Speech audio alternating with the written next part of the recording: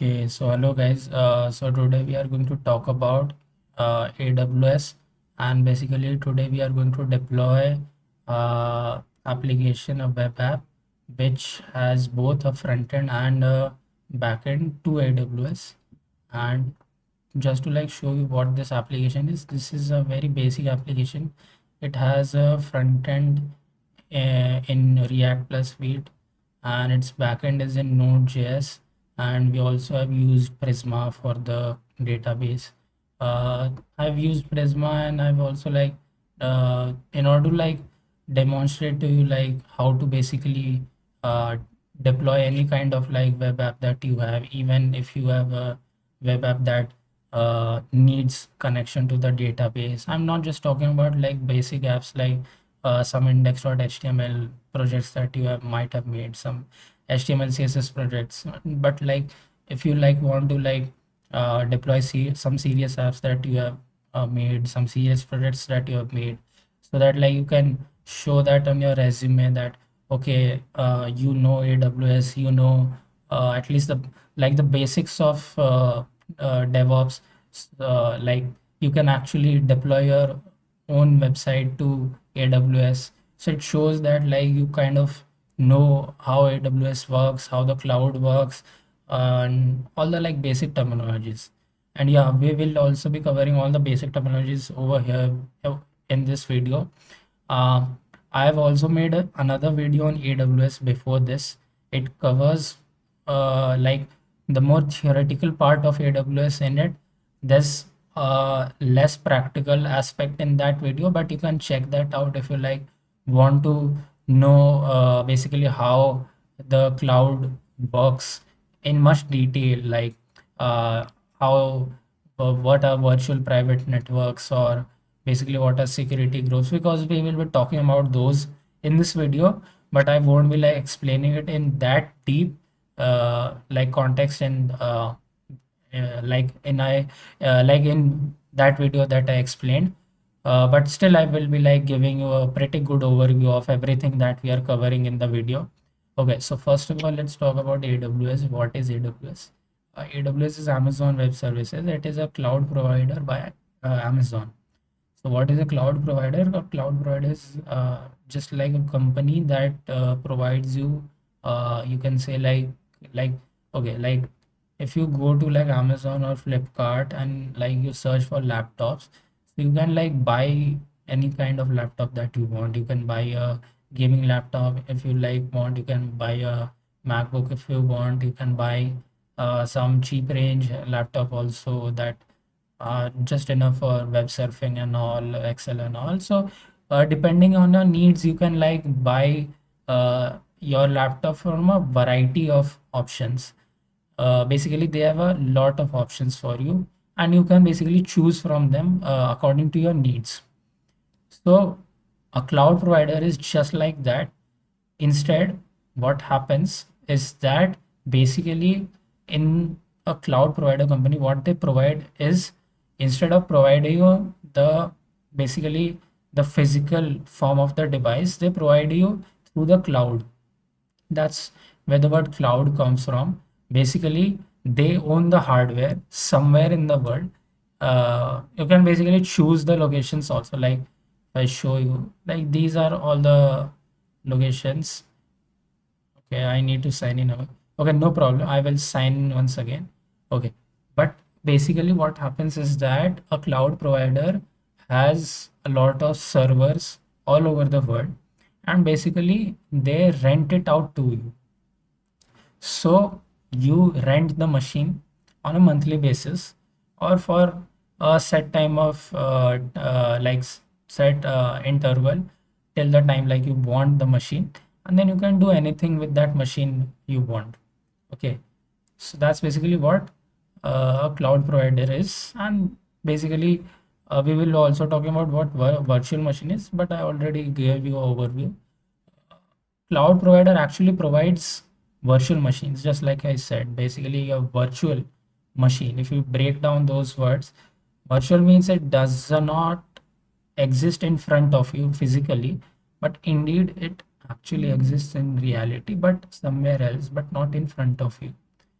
Okay, and machine means any kind of like servers and on. So that's like what a VM is, what a virtual machine is, and what actually AWS does. If you like read here, it like bluntly says that okay, it lets you rent computer storage services over the internet. Instead of buying hardware, you pay for only what you use. Exactly, like let's say uh, I want to like host my website. Okay, that I have this website that I want to host.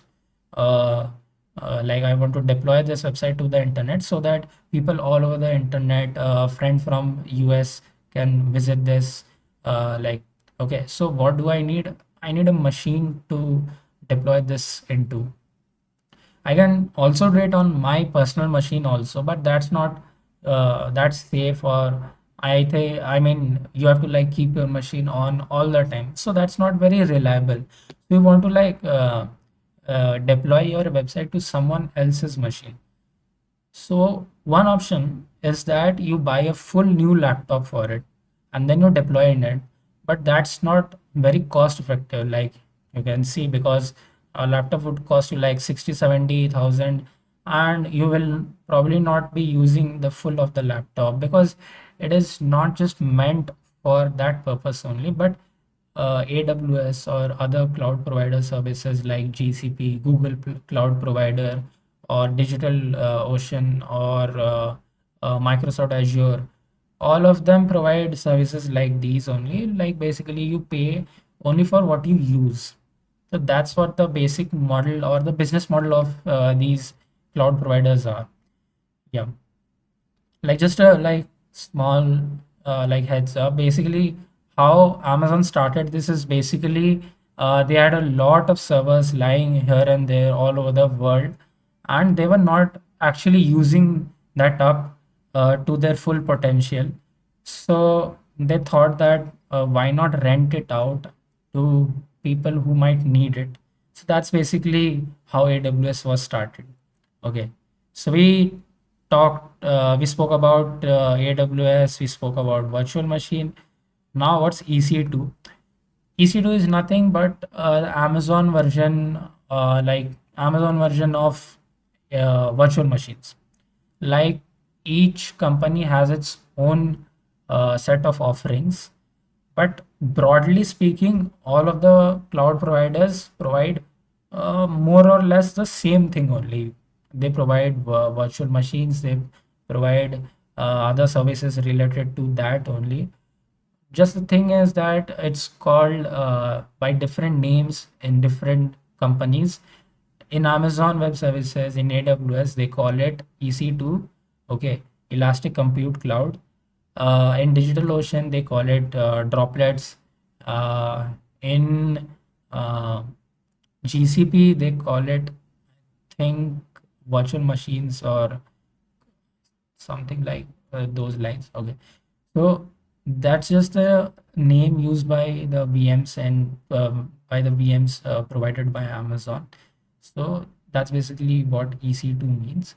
The 2 here doesn't mean that it's like version 2 of EC or something like that. What it's basically stands for is it stands for 2C. It's actually ECC, and what it basically stands for is Elastic Compute Cloud. Now, if you like break the 3 words down, elastic means something like you can stretch it up and down. Okay. Compute means like the amount of compute that you might be requiring in order to like run your application. And cloud basically just like we discussed right now.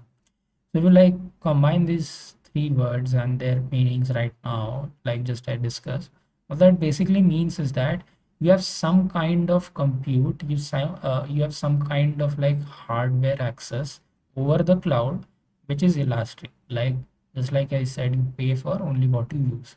So that's the thing. That's what EC2 is. Okay. Like you can launch them in minutes and scale them as you need. We will like discuss them in the further videos, not in this one right now. Okay. Apart from that, what is SSH? What is PM2? What is Nginx? What is a certificate? We will talk about them bit by bit. I'm not going to like go into all the theory part out right now. Okay, so first of all, let me sign into my AWS account. Just a second.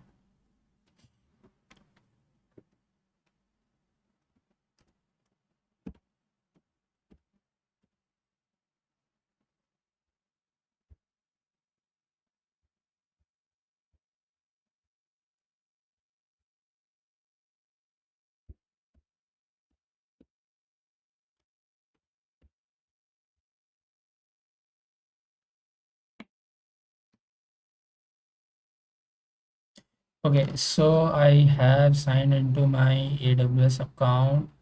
Uh, just a second, let me refresh. Yeah, so as you can see, I can see all of my AWS console in my screen. If you have your AWS account, even you can like log in to it and see this dashboard. You might not be seeing these recently visited in your AWS console because your account might be fresh. Okay, and if you don't know how to like sign up for AWS, it's very simple. uh, you just need to like provide your email, password and stuff like that, like your personal information. And also like you have to provide a debit card, but don't worry, like they won't charge you for a couple of months. I think it's like 6 months or so. And I think they have like $100 credit or something like that. uh, you can also use Google Cloud Provider also. They provide, I think they provide $300 credit over 3 months, I guess. Just a second. Yeah, they provide 3 months. Okay. You can also like if you want, you can also follow this in other uh, basically in other cloud providers also. But I will also like try to cover them in later videos also in my channel. I will also try to cover Google Cloud also. I will also like cover DigitalOcean also. So we will look into those also. But if you are like a total beginner, I won't advise you to go into some other cloud provider right now. If you don't have a AWS account right now, you should just like go to AWS and just sign up and put your debit card. And I think it's debit or credit, both are accepted. And don't worry about the charges. You will not be charged a single penny in the project that we are doing unless uh, you get a lot of users, which you do hope for. Okay, so first of all, what I need you to do is that I want you to like search over here EC2, and over here you will see EC2 virtual servers in the cloud. So just click on it and it will open the EC2 page of the, yeah. So as you can see, this is the EC2 page. You must be seeing the launch instance button, the view dashboard. There's a lot of stuff over here. Like just to give you an overview, like if you click on the instances, you will see all the instances that you have like created in the past. Like this is a fresh account that I have. I had another account in which like I had 2 3 instances running, but this one doesn't have any. So it's showing nothing, and you must be also getting the same thing over here. There is instance types, that's not important to you. We might talk about launch templates later in the videos, not in this video right now. We will also talk about what security groups are and basically how to create them, and that's also very basic. And what's their uses, we are also going to talk about that. We also are going to create a key pair also, and what they are we will be talking about in SSH. Okay, and we won't be talking about load balancer and ASG auto scaling groups. Okay, so let's create a new instance. So just go to the dashboard page, you will see all this. Okay, and just click on launch instance. Okay, now you will be seeing this page. Okay, and in order to like make it really easy for you, in order to like provide you a very like generic like very easy roadmap for you, I've like created a set of commands like steps that you can easily follow. and you can basically like follow them very easily. Okay, so the like just like I mentioned, our first step is to like start a EC2 instance in AWS. Like you see in this picture, we are in this page. When like name this anything for this tutorial, I'm just going to name it as deployment tube. Then okay, by default, Amazon Linux must be selected in your basically application and OS images. But what you need to do is you need to select Ubuntu, and you don't need to change this. This is fine. Okay. Okay. Basically, what AMI or what is Amazon machine images, basically, like okay, like let's say that you're buying a laptop. So if you're like buying a laptop that's like let's say you're buying a MacBook, so what will be inside that MacBook? It, of course, it will be like preloaded with Mac OS. Like if you are buying, let's say, some other laptop, it will be preloaded with Windows. So what happens is that basically, like you can think this page as like a shop where you're like specifying your needs. Okay, so first of all, you like specified that okay, I want to name my machine as this. Okay, then I want to have Ubuntu in my machine. I want to use Ubuntu. And just like thing to note is that almost all of the web servers that you will be handling as a DevOps engineer or like basic application developer also, you will be creating them in Ubuntu only. You won't be using Windows, you won't be using a Mac OS. You might be using Amazon Linux. It has some support provided by Amazon. It's Linux only, just like Ubuntu, but it has some features, but we won't be using it today. Today we will be using Ubuntu. Okay. If you like scroll just a bit. Okay. So now we have instance type. So what instance type basically means is that how much powerful your machine should be. So let's say that you want to play games. So you must be like interested in buying a gaming laptop. You won't be like interested in a laptop that's in the range of let's say 30-40,000. But let's say there's a person who is just interested in web surfing, doing some Excel sheet works and stuff like those very basic computer usage stuff.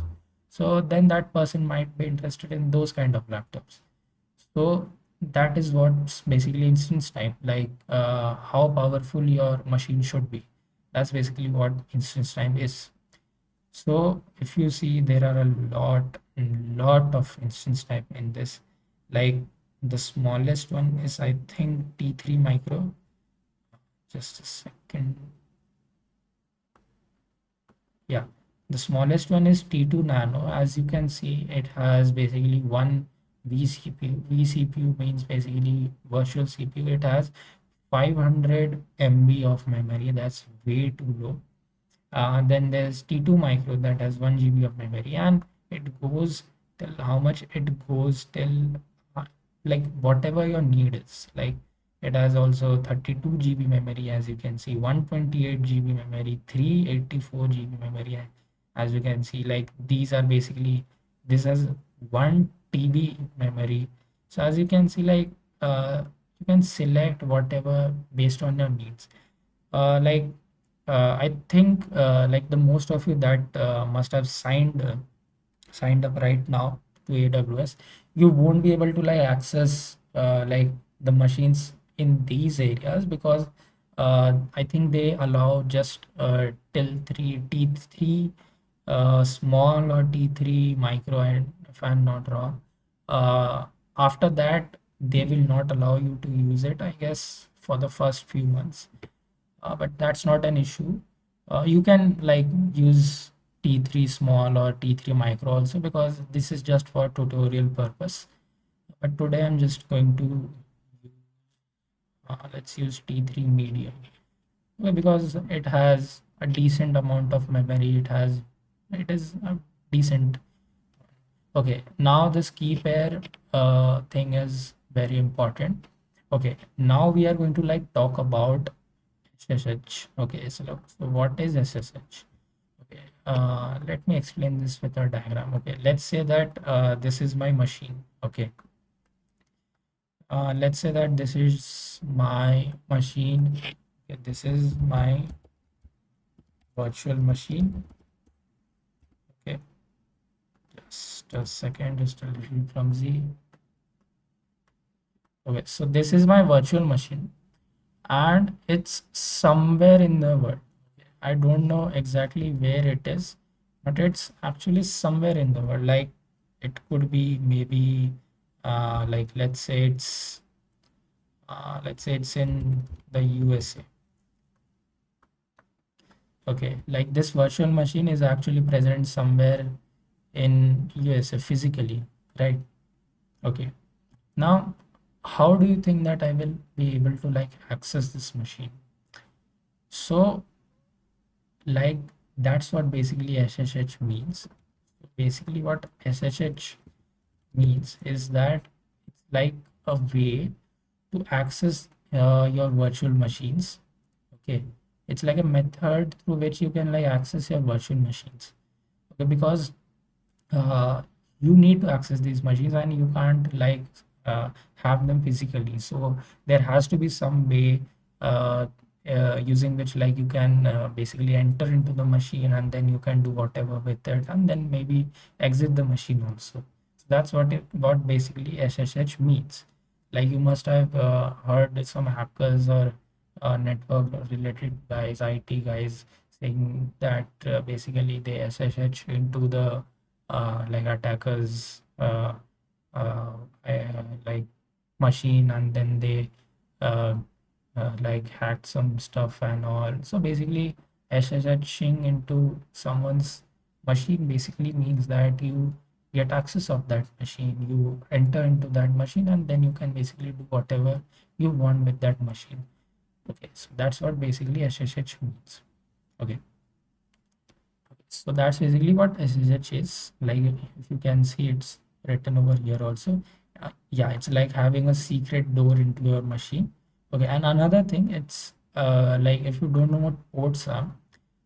Okay, let's say that this, instead of thinking of this as a virtual machine, let's say that this is a room. Okay, let's forget about all of this. Let's say this is a room. So how do you enter a room? You have to enter a room through a door, right? Let's say that this is a door. So how will you enter this room? You will enter through this door. Am I right? Yes. Okay, let's say that what if this door has more than one like my bad, sorry. What if this room has more than one door?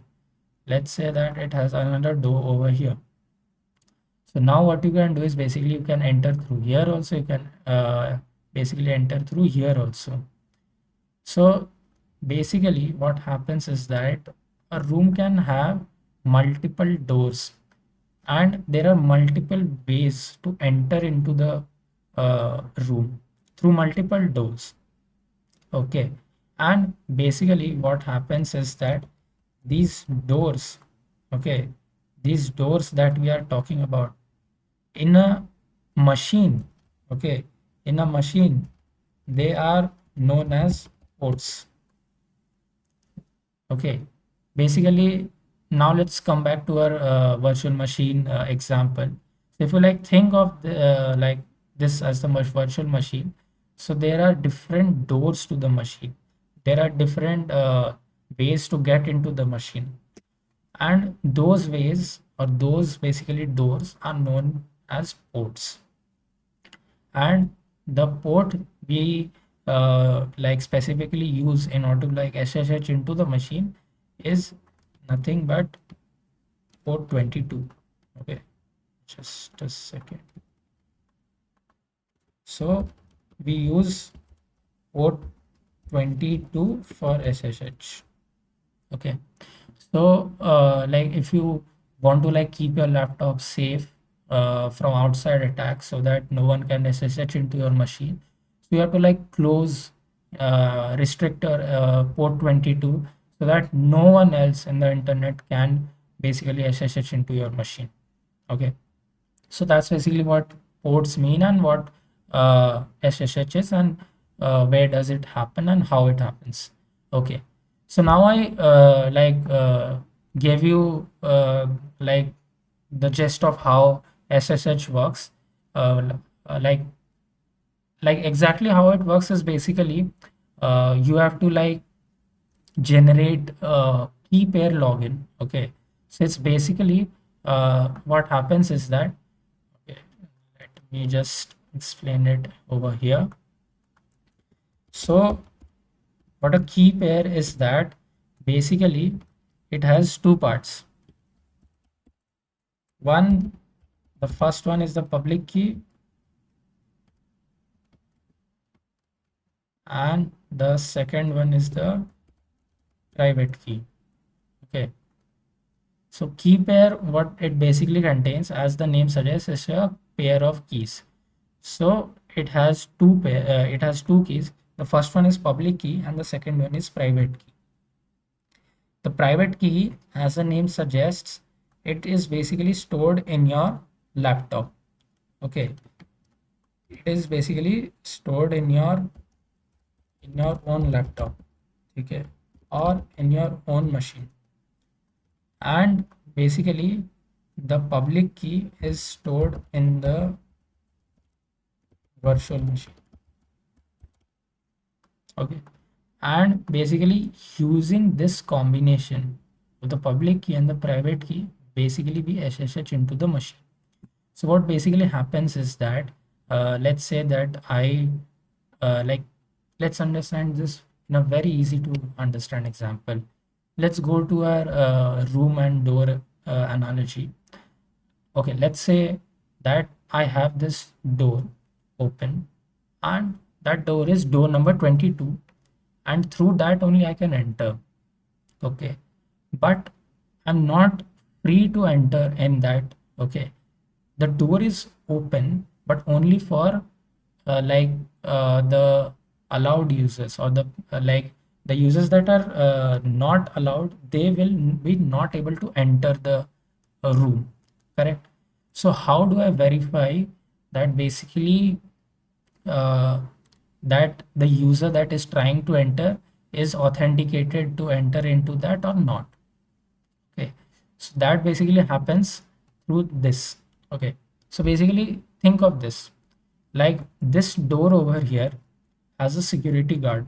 Okay, and what you did basically when you created this door, okay, like basically you are the creator of this door because you are creating this virtual machine. So what you did is basically you wrote a some secret password in a piece of paper, and you tore it into two halves, and the first half you kept it with yourself and the second half you gave it to the security guard.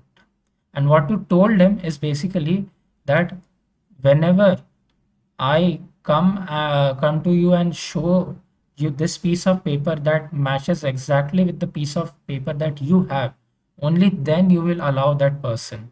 Okay, even if it is me that is trying to enter, but my piece of paper is not matching, do not let me enter. Okay, because it might be someone impersonating me. So that's basically what public and private key means. So let's get back to the stuff that we were discussing. Like public key is basically like the piece of paper that the security guard has. Okay, it is stored in the virtual machine, and private key is the key which is held by you. So this virtual machine basically verifies, okay, that the this key pair actually matches, and okay, the user is authenticated, he can enter into the machine. Otherwise he will be not allowed to enter the machine. Okay, so that's basically what key pair is. Also, I already have a key pair, but just for your sake, like in order to like explain you like how to also do this stuff, I will create a new key pair for you also.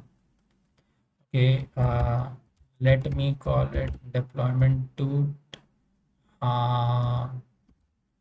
key,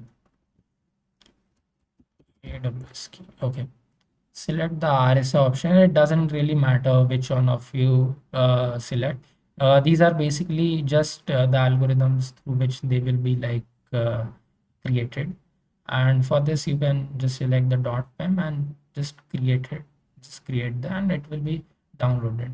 Now I will let you know when we SSH into the machine, basically how to like what to do with this .pem file. I will let you know.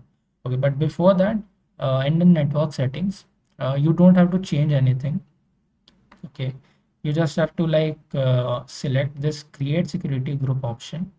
I also have a few existing ones, but I don't want to select those. Okay, just select create security group and just click on this allow SSH traffic from anywhere. Also, like if you want, you can like select this, because this will make your deployment process easier, because basically if you don't allow this, you will be like needing to set up some more ports into the like not ports, yeah, ports exactly, like into the machine in the security groups, basically the firewall settings.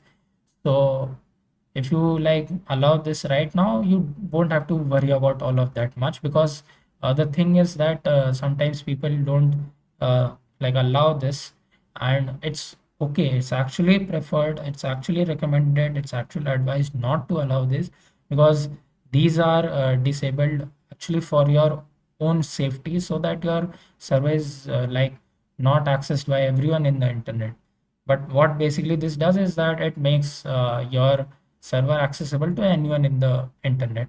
Not like you can like basically SSH, the basically anyone can enter into your machine through SSH, but they would need this key, like just like I explained over here.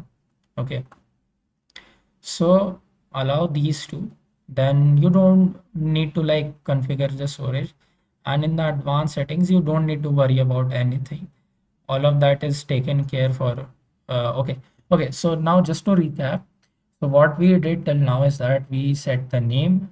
Okay, then we selected Ubuntu as our AMI, Amazon machine image. Then we selected our instance type as T3 medium. Then we created a new key pair. We downloaded it. We actually did not download it. AWS downloaded it for us. Then we selected create security group. Then we checked all of this, and then there's nothing else to do. Just click on launch instance, and it will be launched in a couple of minutes. Okay, like it's saying that successfully initiated launch of instance. Like if you now go to this, if you like visit this page, it's saying that it's running. Okay, like now just like see that if it's running or not. What you can do is basically, okay, so right now what we are going to do is basically right now we are going to SSH into the machine, so that we can like access the machine.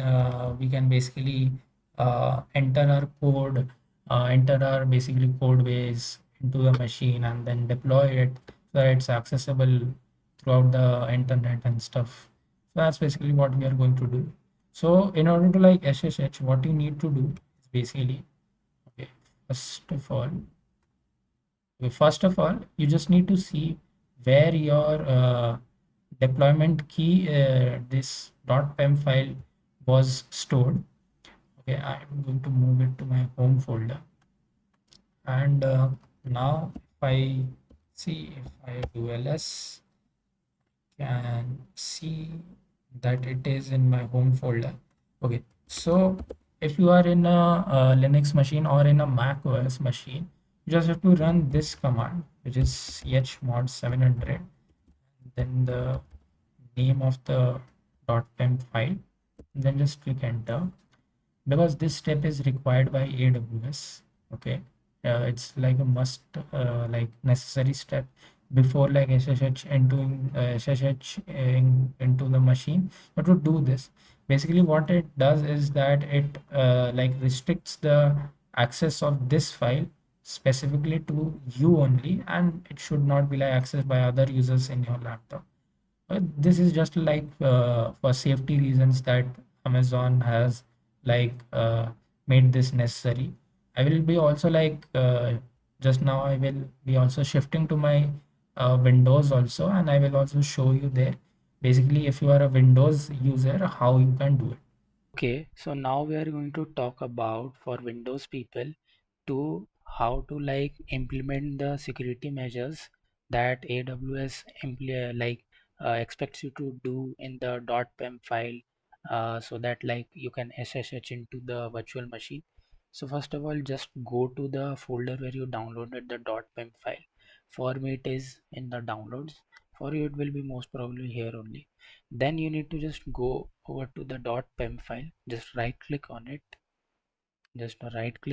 and click on properties, and then just go to the security tab. Okay, and then just click on over here advanced. So what you need to do next is just click on system, then click on disable inheritance, and then just click on over here remove all inherited permissions from this object. Okay, then just click on apply, then click on yes, click on OK. Then as you can see right now, no groups or users have permission to access this object. However, the owner of this object can assign permission. So now what we need to do is like we need to add ourselves as the owner, the sole owner. So what you need to do is that just click what I did, just click on edit, then click on add. Then this will be selected by default your username, and over here you can like type anything. You can type your name. Actually this is a laptop of my friends, that's why it's showing this. Then just click on OK, click on OK. Okay, I think you can, yeah, just click over here. I think it will work now. Okay, so okay, no worries. Okay, so you need to enter over here something else apart from your username. So just like you can write a short form name of yours and then just click on OK. And as you can see, like it has been added right now. Then just click on apply. Then just click on OK. And as you can see, now it's done. Okay, then let's click on OK. And in order to like see that whether it worked or not, just like click on properties, and then you can go to the security tab again, and then like just like make sure that you are the only user over here. If not, then you need to remove those users, and in order to do that, what we did is basically go to advanced and then disable inheritance for them. Okay, and that's how we basically did it. So now we will move on to my Linux machine for the further steps. Okay, so now you must have like if you are in Windows or in Mac OS or in Linux, you must have done this step. Okay, now let's clear it, and now let's type this together. It is basically SSH then minus I. What this minus I means is basically its input. Okay, like what which .pem file or which key pair am I using in order to like SSHing into the machine. So you have to select this one. Then what you need to type is Ubuntu add, and then the public IP address of the instance. Don't copy the private one because that won't work. The like just to give you a brief introduction, the private IP address is accessible only by the instances in your AWS network. You don't know what that means. You don't need to right now because that's not important. Okay, so just paste it over here as you can see. Then just click enter, and then you will like prompted with this. Just type yes. Don't type y. Type the whole thing yes. Then as you can see, I'm into the machine, and it's showing some like information, like it's having this much space, memory usage, swap usage, temperature, and many more things. Okay. Okay. One thing, like a crazy thing, like as you can see, this is minus 270 3 Celsius, like it's a virtual machine, so that's why. Okay, so what we are going to do next? Okay, let's check our like, you might be like forgetting the steps, so you can follow this also. Okay, so okay, now what we are going to check, okay, we had selected that allow all traffic, but still we will make sure that it's right. Yeah, as you can see that these are open, but if you know that basically what happens is that, okay, like if I try to run my front end of this application, you can see that it's running on 5173 port. Am I right? Yes. Like if you have worked with React apps, you must be knowing that React apps mostly work on 5173. So, like if you work with Next.js, it works on 3000. Like it depends. You can also change this port. Uh, okay.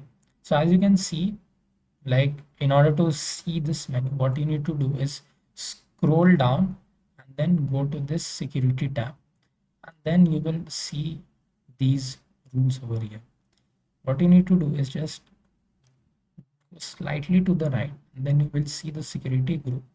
Click any of them because they are the same thing, and the security group page will be open. Then just click on it. And in the inbound rules, okay, what the inbound rule is basically, okay, as you can see, the port 22 is open to everyone. Okay, what this basically means is that this is like, you can say a numeric like representation of like, okay, open this port for everybody in the internet. So that's basically saying that same thing in terms of like IP addresses. That's basically what this means. So that's basically we are opening the port 22 to everybody. We can also change it, and we can basically open it through just our IP address, but we are not gonna do that. Another thing that you can see is 443. If you do just a little bit about networking, port 443 is basically for HTTPS, and port 80 is for HTTP. If you don't know the difference between HTTP and HTTPS, HTTPS is just like a secure version of HTTP, and we are allowing this to every traffic in the internet, just so that this will be accessed by everyone in the internet. And why we are doing this is basically because we are uploading our front end also in this machine, so that's why we are basically opening this to everybody in the internet. But let's say that we were just opening it like we were just using this instance as a backend server. In that case, we won't be opening it to everybody. We will be just opening it to the IP address of the front end. Correct? So that's what basically inbound rules means. Now, as you like I had seen that the V tab or the React tab runs on 573. So I need to open that also, because that's not mentioned over here. So what you need to do is that what I did, just like to recap, just click on edit inbound rules, then click add rules. The custom TCP will be selected by default. If not, you can just select it by default, and then just type over here 5173. And over here, what you do is that select anywhere IPv4, then just click on save rules. Okay, okay, just to like recap, what we did is basically we allowed the 5173 port to everybody in the internet, so that our application will be accessible. Okay, now if I go over here and I go over here and I click over here, wait, just to like give you the recap, just go down over here, just click on the launch wizard. For you, it might be just launch with a wizard 1 or something like that. Click on this. As you can see, we have this port. If not, you can click on edit inbound rules, then add the rule. Okay. Okay, so now we have opened that. So our step is done. we have SSH into the machine. Okay, now as I mentioned that the backend is in Node and like in Node.js, so we need Node.js and npm installed in our machine. So we are going to do that. Okay, as you can see that it like the connection was closed. So basically you just need to run this command once again and it will the machine. I can like re-enter the machine once again. Okay, so now we are like going to download the Node.js and npm in the machine. So just copy these three commands from it and then just wait for it to download all the files that it needs in order to like run Node.js and npm commands. It will take like just a minute or two. You can like type it by and enter.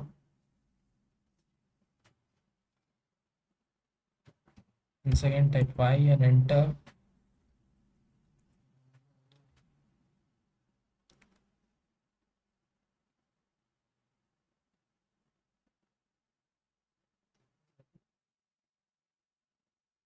Okay, so now it's downloading all the files.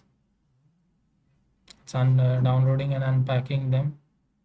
It will take a minute or two, barely. Like the thing is that like if you uh, like in our case it's a T3 medium, but if you like take instance type of much higher capabilities, the downloading and stuff will be like higher, provided that you have a good quality Wi-Fi.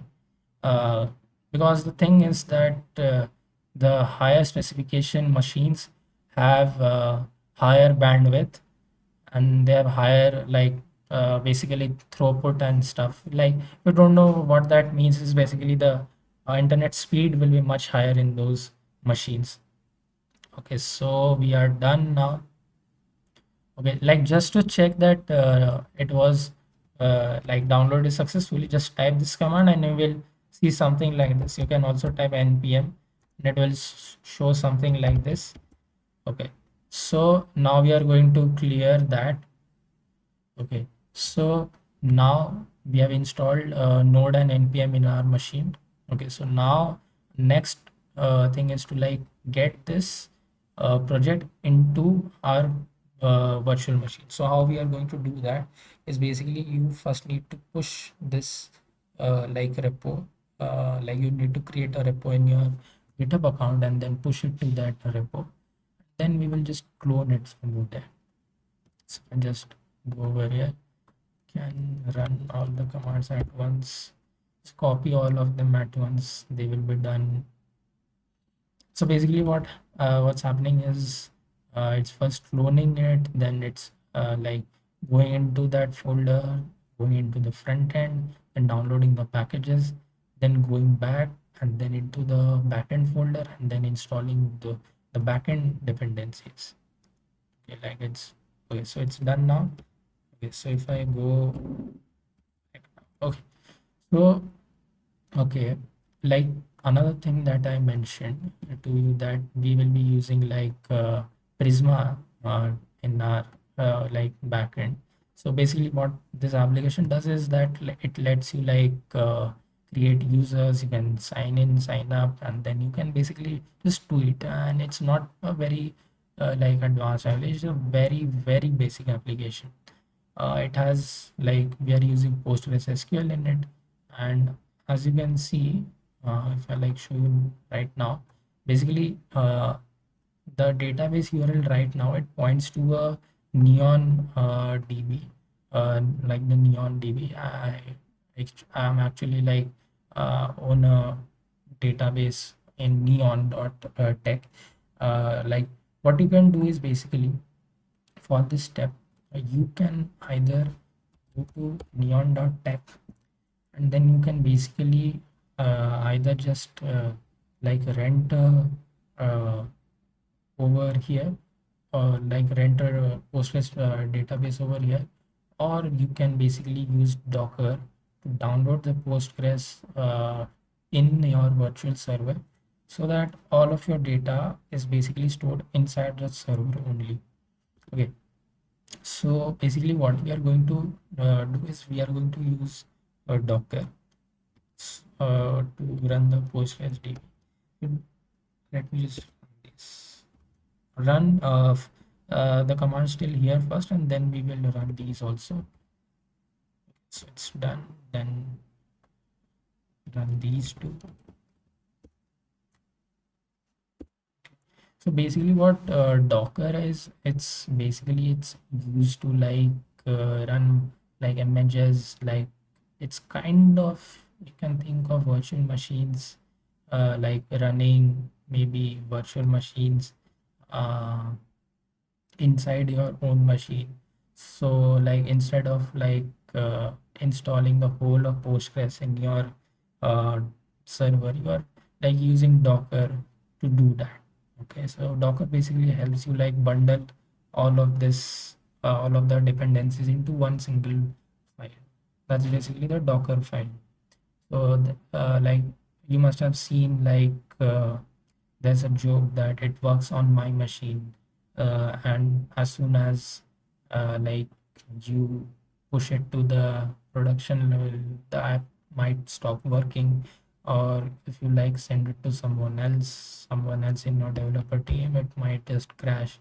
So basically in that case what's happening is that there might be some issues with the dependencies or with platform compatibility, and basically Docker helps you solve that.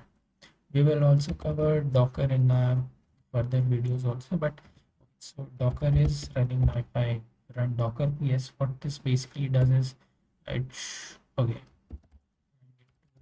sudo Docker PS. Okay, what this basically shows is all the containers that is currently running. I can also see what all images that have been downloaded. Like I can see I had run this hello world one. I can also delete it. No worries. Okay, so now we are going to initialize the Postgres DB. To that, just copy and paste this. Okay, one thing, just type sudo before this whole command and then paste it. So it's first finding it, trying to find it locally, and then it's basically pulling from Docker Hub. You don't know what Docker Hub is, basically it's the GitHub of all Docker files. Like in GitHub you store like different projects in it. Docker Hub is basically, it contains like different Docker files uploaded by different users. So it has been done. Okay, so now our next step is basically like putting our secrets into the database. You must be like, if you are watching this video, I'm like probably expecting you to know what a .env file is and how it works basically, and the fact that you don't push it to your GitHub. That's because it contains secret. Like if you expose this database URL to people on the internet, they can misuse it, and they can like wipe your database. They can do whatever they want with your database and stuff. So that's basically why we store them in a .env file. And so what we are going to do is that, okay, so the problem is that we can't like put this file into our like GitHub. So that's why if I like do ls, you can't see the .env file. Okay, there's another thing, you can't actually see dot, and even if I like create the file, won't be able to see it because it's like I think uh, yes, now you can see it. Okay, don't think about this much. Okay, so basically what we are going to do is, now basically we are going to create our own .env file inside the backend folder, and then we are going to put our secrets into it.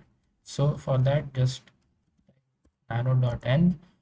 This is nano editor. Basically, if you don't know what nano editor is, basically this is the editor used by all the Linux users. Okay, not all the time, of course, but like editing like files in the terminal. There's another one, there's Vim also, but I did not choose to use it in this video because personally I also don't use it that much. I use Nano most of the time.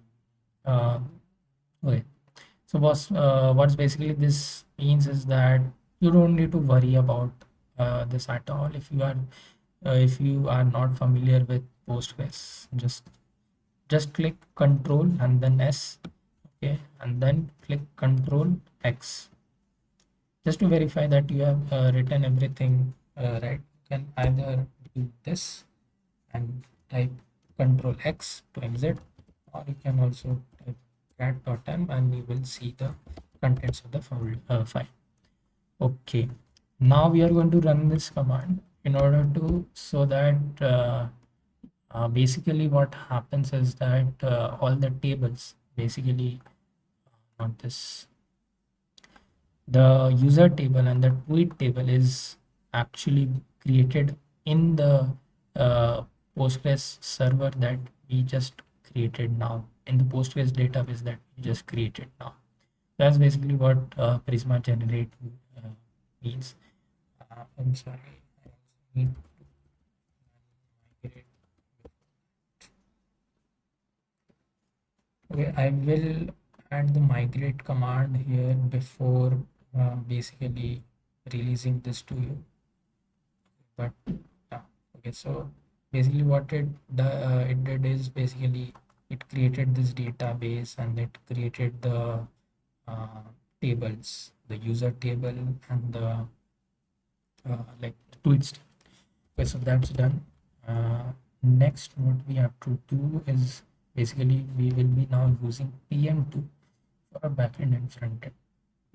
So basically, what PM2 is basically like also included here. So what PM2 basically means is that PM2 is actually uh, process management. It is used for process management. And what process management basically means is that okay, let's say that you are running Node.js, like in this project, what processes are we running? If you can look at the code base, we can just see that there are two processes that will be running. One of them will be the backend process, the Node.js process, and the another one will be the React one, the front, the Vite process basically. So that's the two processes that we will be running.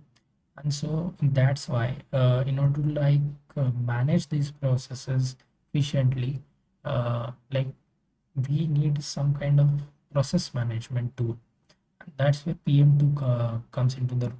Basically what it does is that it helps you to keep track of all the processes that you added to its list.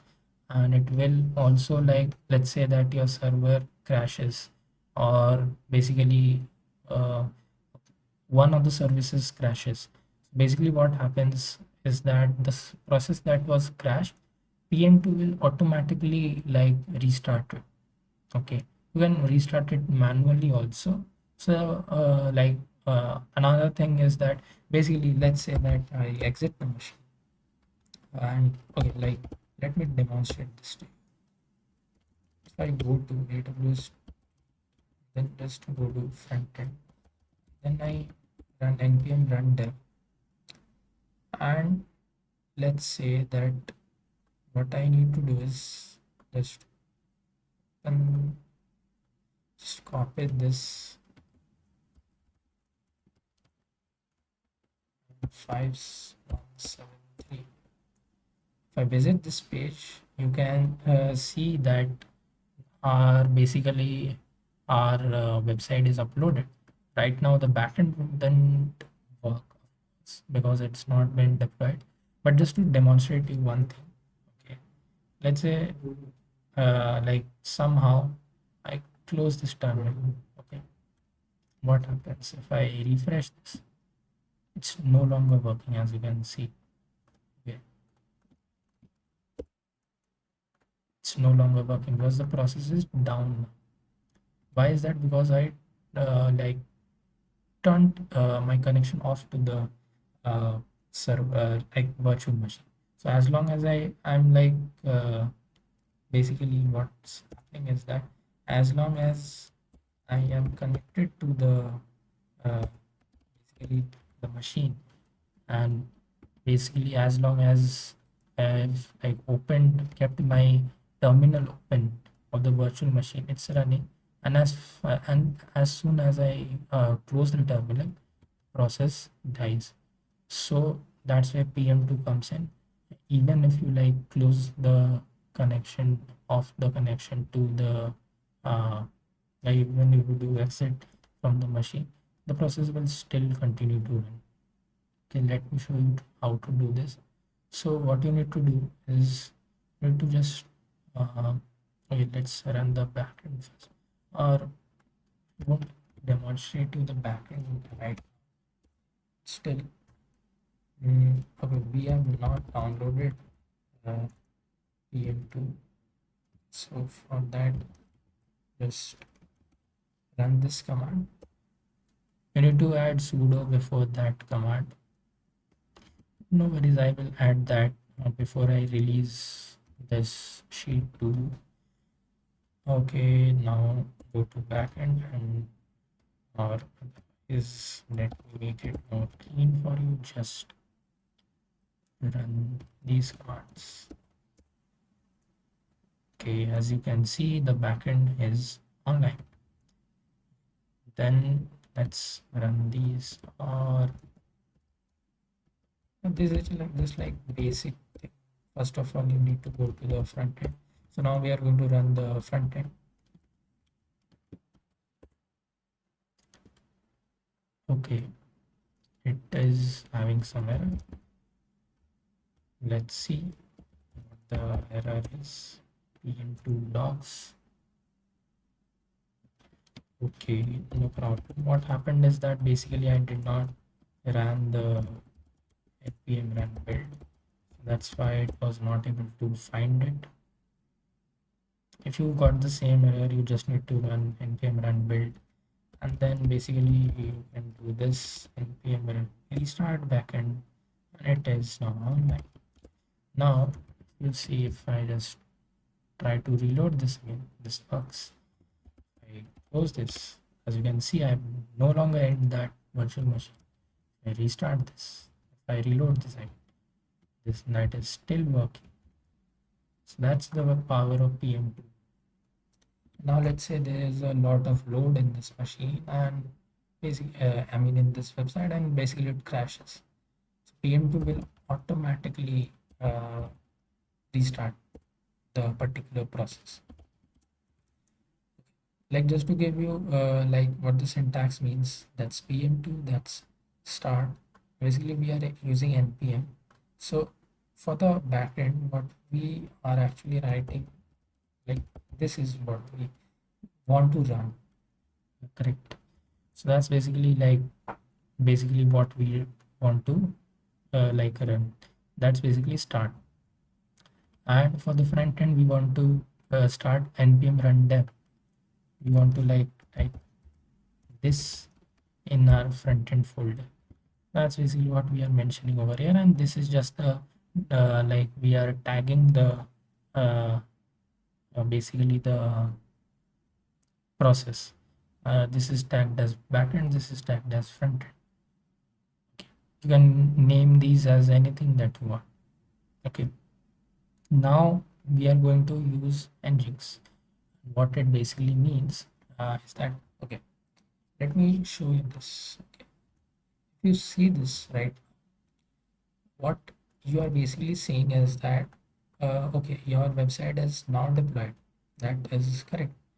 There is nothing wrong with the website right now. It's like if I send this to anybody, they can like copy this and they can open it, and they can basically like see, okay, this is deployed. It works perfectly. uh, they can access this. Anybody throughout the internet can access this. But there is a problem in this, and the problem is that this URL looks bit ugly. What I mean by that is that we have to like mention the port over here. So wouldn't it be like nice to not have to like mention this port over here? Like what if I just like visit this? So in order to like do that, we use a thing, a tool known as Nginx, and the method that we use is basically reverse proxy. You must have like heard what proxies are. You must have like used Cloudflare, WAP. That's basically what a proxy is. Reverse proxy is basically the opposite of it, and we are going to use Nginx for that. So that's basically very like short intro of what Nginx is. So basically what we will do is that, okay, let's say that someone from outside is trying to access this URL.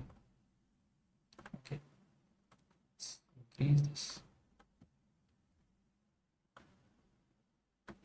Okay, so what I want to do is that instead of the user having to type the port, why can't he just go over here and access the website? That would be like much nicer. We will also looking into how you can like basically attach a domain to it using like Hostinger or any kind of domain services. But it would be nice to do this first small step. So what happens, what Nginx does is that, okay, the this basically this request comes to the server, basically the virtual machine.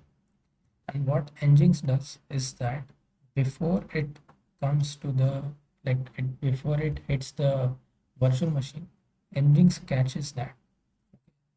Nginx catches that, and basically it sees a list of rules that you will write. Okay, like over here. Yes, like over here. Okay, so these are the list of rules that it will look at. Then basically what it will do is basically it will let you uh, do what you want it to do, like removing the port, like mentioning the port. So by default, like what we will do is basically we will use Nginx to basically like, okay, just to like give you a more bit of knowledge into this.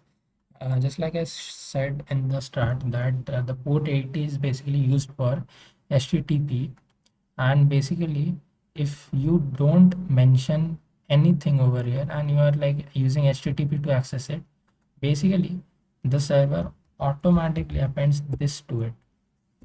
Okay, this is automatically appended to the request URL. Okay, this like 80:80. This is like the default port number for HTTP. So basically what Nginx does is that it will read the rules that you have stated. It will basically see that, okay, I have this over here 80 that I need to forward commit to 5173. That's basically what Nginx will do, and then it will basically see, okay, okay, so basically now what this will be converted to is basically it will be converted to this. Okay, we can remove the 80 from here. So that's how Nginx will do this. Basically, this is what Nginx is basically used for. We will be also using this for our backend also, and yeah, okay. So we are going to copy this. There are a few changes that needs to be made, and I will make sure that I will make those and then only I provide this to you. But right now I will make those changes myself. So what you need to do is basically just copy this. Okay, it something happened, but we can just edit it into once again, then just paste it. Okay, yeah, before that you need to basically run these commands also. These commands are actually used to like initialize Nginx, install the stuff that is used to like run Nginx the machine. Now we will this. Okay. Okay. Now you need to just copy this. Don't worry about making the changes over here right now. Okay. I'm just going to make these few changes over here right now so that can basically demonstrate it to you. Okay, it works. Now you just need to run these three commands. So it says syntax is okay, test is successful.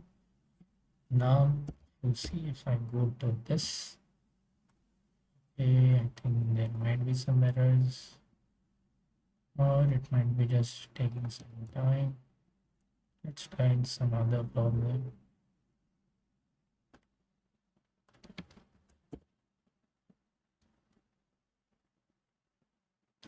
Okay, I think there might be some error over here.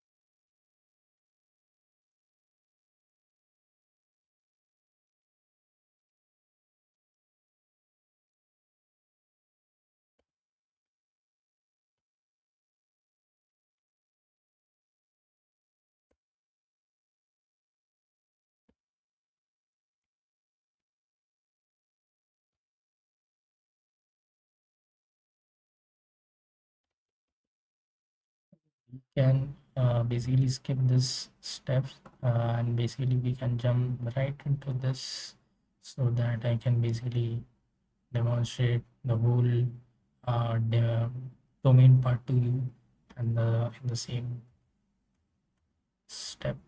Just a second. So okay, just need to okay, wait, let me just check. You can check with this command also if process is running or not.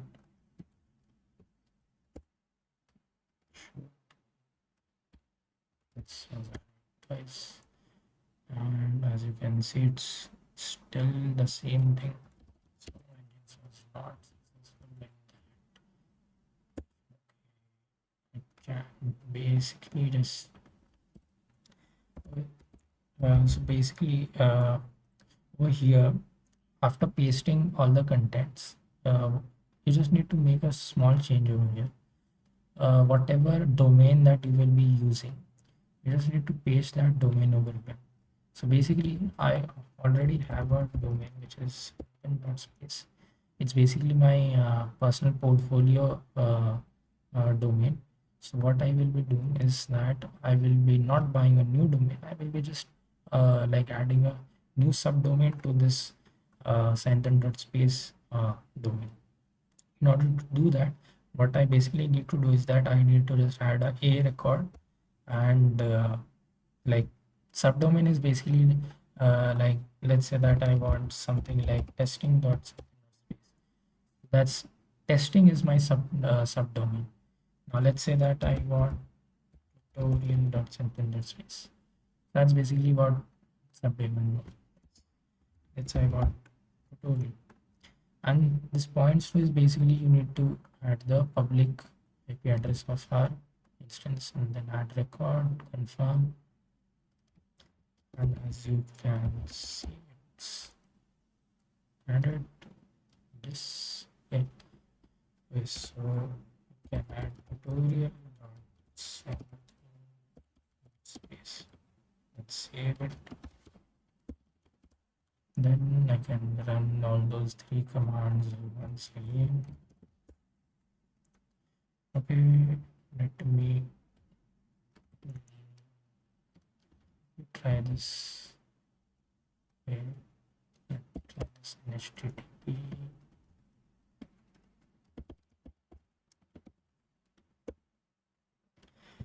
Cannot resolve force. Just a second.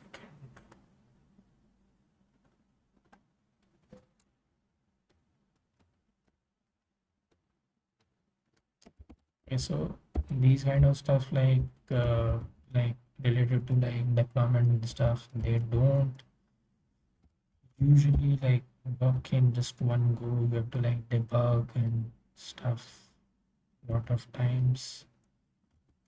Okay, so it still does not work, I guess.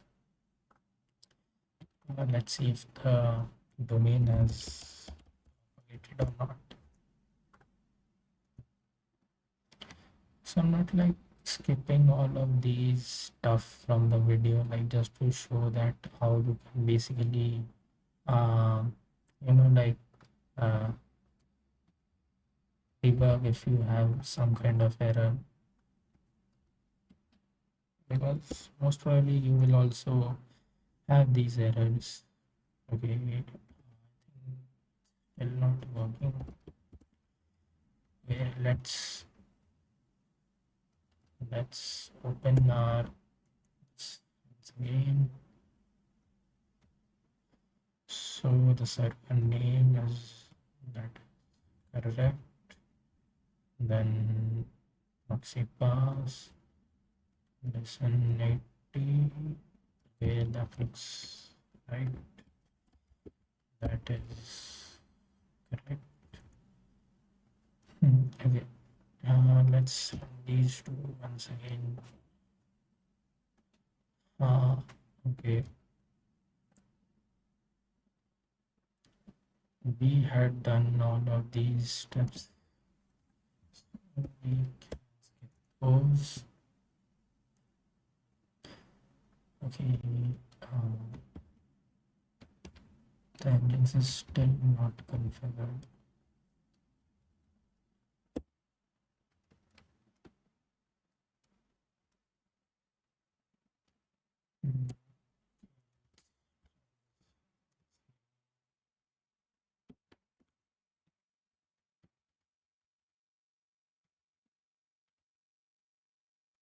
Okay, now let's change.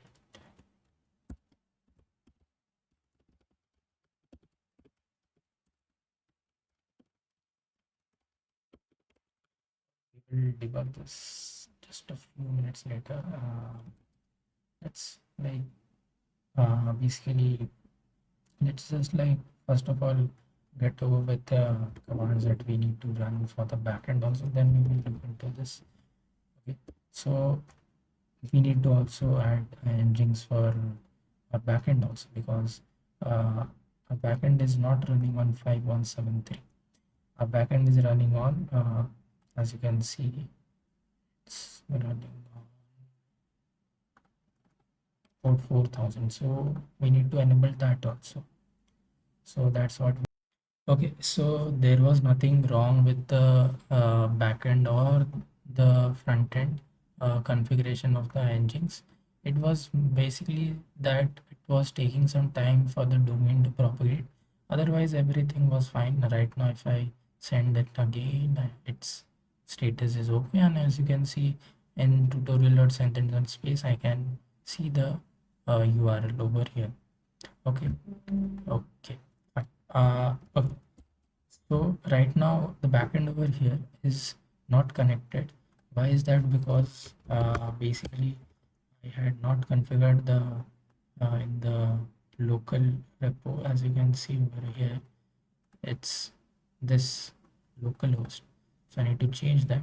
Okay. So in order to do that, okay, like if you see right now, if I go over here and like refresh this, okay, as you can see, it's trying to get the tweets. And where is it trying to get the tweets from? It's basically fetching it from the local host.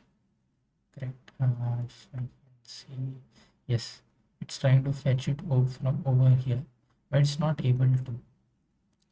So if I just instead of that, I enter this over here. I was just testing over here whether my URL was working or not.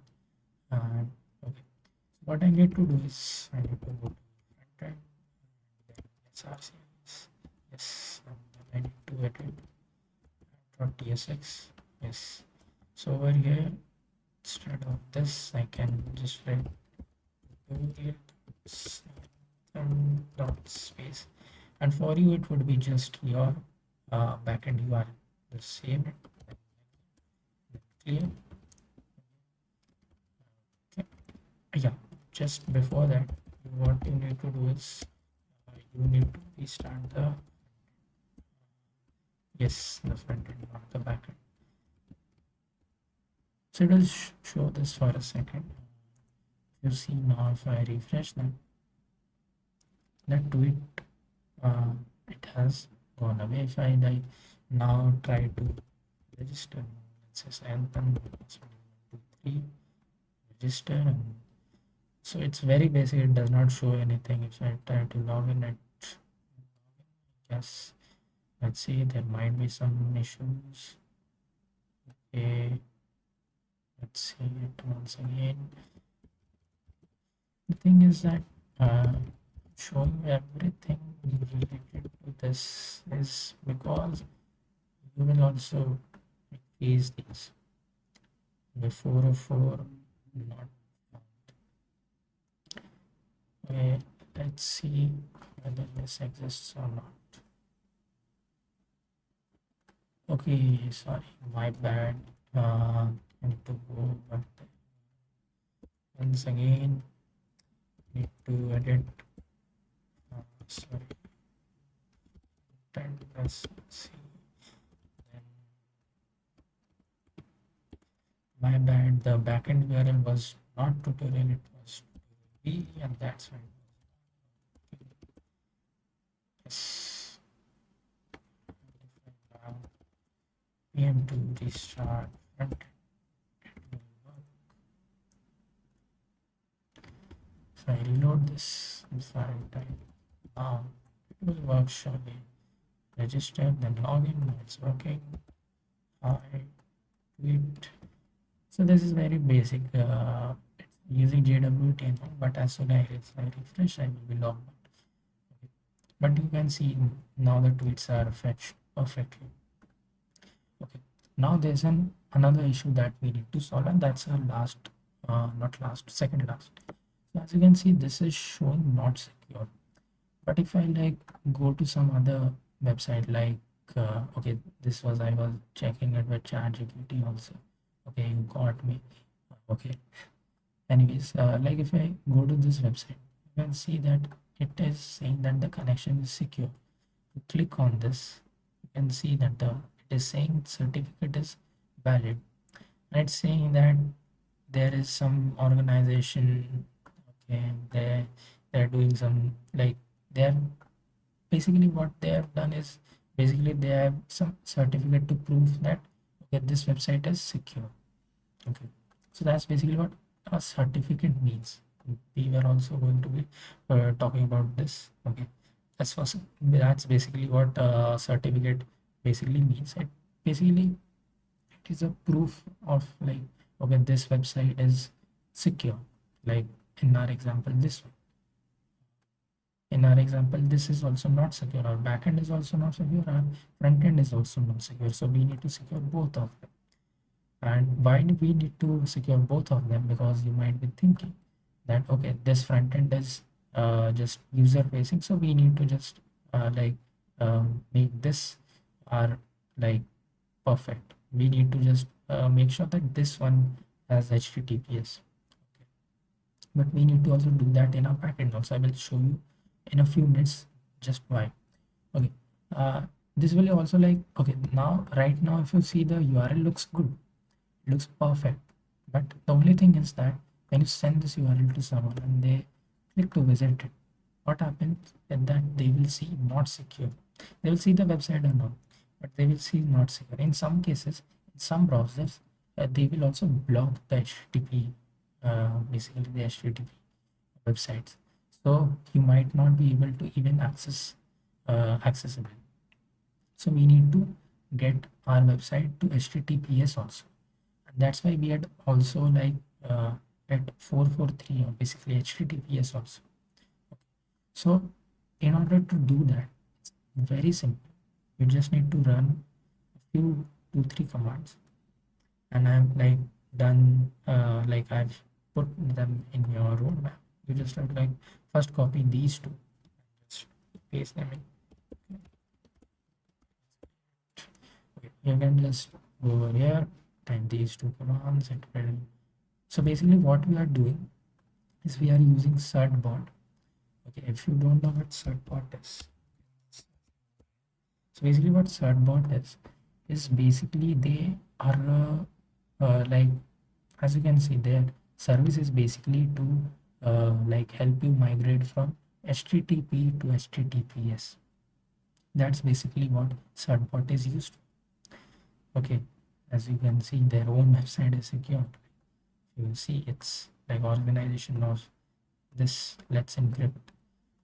Let's check with AWS maybe. Let's see. Okay, so their organization Amazon, because Amazon itself they have a certificate issuance service. You can also, it's yes, certificate manager. You can use this also, but you can also use Certbot. Certbot is really easy. It's very simple to use also, and Amazon AWS certificate manager is a little like, I'd say, takes some time to like, it takes a like extra, it takes some extra space, takes some extra steps in order to do so. Okay, so now okay, I was doing this for testing, but I will be doing this now as well.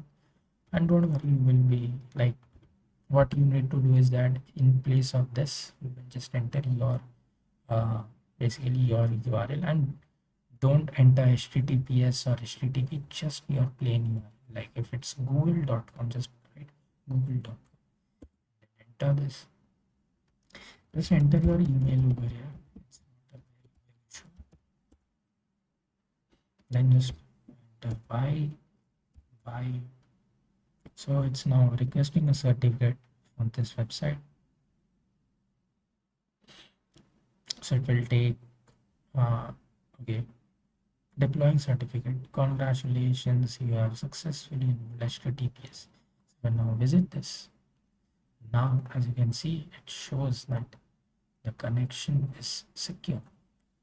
Earlier, it was saying that if I now reload this, it's saying that connection is secure. And as you can see, basically, this is our organization. This is basically our organization, or maybe the parent company behind who made Certbot. That's basically Let's Encrypt, and that's what basically Excalibur also uses. Right? Yes, but Amazon uses their own because they have their own certificate manager. Let's see. Again, they use Google Trust Services. Okay, so now our backend is, I mean, the front end is now in HTTPS. Now this looks perfect. Now you might be thinking, okay, everything is done. I will just send this URL to my friend and everything will work perfectly. Just last time, have you like noticed something odd over here? The tweets are not no longer like showing up over here. I refresh this and see in the network tab. As you can see, the tweets are not loading, they're blocked. And why is that? If you go to the console and read it, the page at was loaded over HTTPS. Okay, what this is basically saying is that, okay, this page over here, our front end, was loaded over HTTPS, but it requested an insecure resource, which was this, and this request has been blocked. The content must be served over HTTPS. So what this basically this means is that, okay, you try to make a API call to this. Okay, basically this works. This is no problem. As you can see, this works. But what is the issue is that, provided that this was loaded in HTTPS, HTTPS websites do not let you make HTTP calls, because they do not let you like download insecure content and stuff like this. It specifically says that over here. So you can basically like what you need to do. Okay, like in this case, like if you don't know why this error was occurring, you will be like checking on code and whatnot. Like it will take you hours and hours, but you won't be able to figure it out. That's why you need to like keep this in mind, that whenever you are deploying your web application to any virtual machine, make sure that the backend is also HTTPS enabled. That's right. So what how we are going to do it? It's very simple. We are going to run that same command once again. This time we just need to write our backend URL. Just enter. So it's requesting a certificate, and then after the certificate is basically done, it will deploy it. And as you can see, congratulations. As you can see now, it's served on. Like this is my backend. You can see that the connection is secure, and it's once again done by the same company. Now if I still load this won't work. Fact is because I am still pointing to that URL, so change that. So just a small change, I just need to write h over here, then restart frontend. Let's clear this, let's reload this, and voila. As you can see, the tweets are now working. I can maybe log in again. Okay, my tweet AWS is awesome. Reload it.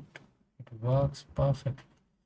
Now your app is production ready. You can basically copy this URL and give it to anybody. It looks clean. It has everything that needs to be configured, and it has everything. It has everything. Okay, so this is how you basically launch an EC2 instance, and basically we covered all the steps. Okay, like just to give you a basic overview, or maybe just a quick recap, a 2 minute 3 minute recap. Okay, so what we did is basically we used AWS is a cloud provider, and we used the so basically AWS has a lot of offerings, but we specifically used EC2, and EC2 is just a virtual machines offering by AWS. And what we did is basically we took our code from local machine, then we uploaded it on GitHub, then we uploaded it on our AWS EC2 machine. And in order to do so, like we first like started the EC2 instance, then we SSH into it, and then we also downloaded Node and NPM in the machine. We cloned the repo, we installed Postgres using Docker, we initialized the database, did everything to initialize the project. Uh, then we installed PM2.